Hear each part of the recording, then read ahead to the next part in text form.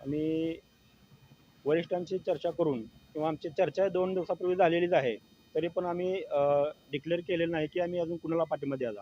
आम्ही वरिष्ठांची चर्चा करून जो काम करणारा उमेदवार आहे, आम्ही मदत करू आणि 1-2च दिवसात आम्ही आपला निर्णय डिक्लेअर करू, की आपण कुणाला पाठिंबा देणार आहे.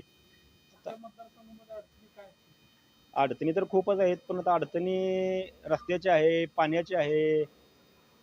बाकीचं अजून म्हणलं तरी कुठला रस्ता, पाणी, लाईट नाही, व्यवस्थित नाही, कुठं काहीच नाही. गल्लीबोळातले रस्ते नीट नाहीत, वाडी वस्तीवर जाणारे रस्ते नीट नाहीत. मग आता ह्याच्या अगोदर पण जिल्हा परिषद पंचायत समिती निवडून झाली. आम्ही त्यांच्यावर विश्वास टाकून आम्ही त्यांचं मतदान केलं.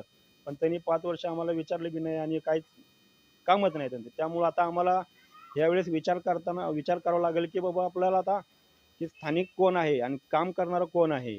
आता जे खरंच पक्षाने जी उमेदवार दिले आहेत, ते जिल्हा परिषद असो किंवा पंचायत समिती असो, की ती काय काम करण्याच्या लायकीचे आहेत का? काम करण्यासारखे योग्य आहेत का ती?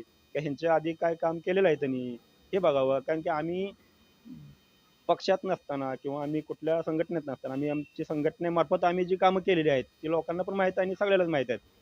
तरीसुद्धा आम्हाला न विचारात घेतल्यामुळे आम्ही आमच्या संघटनेचा निर्णय 1-2 दिवसात साहेबांची चर्चा करून आम्ही डिक्लेअर करणार 1-2 दिवसात आम्ही डिक्लेअर करणार. पदाधिकाऱ्यांना किंवा पक्षाच्या पदाधिकाऱ्यांना उमेदवारी न देता हं.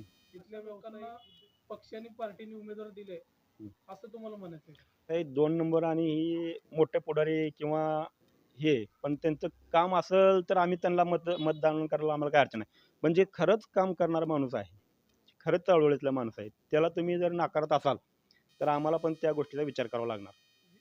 मूळचे आम्ही जेवढे पंचायत समिती, जिल्हा परिषद आहेत, आम्ही कुणाला सपोर्ट करायचं, एक आमची चर्चा तर ऑलरेडी झालीच आहे.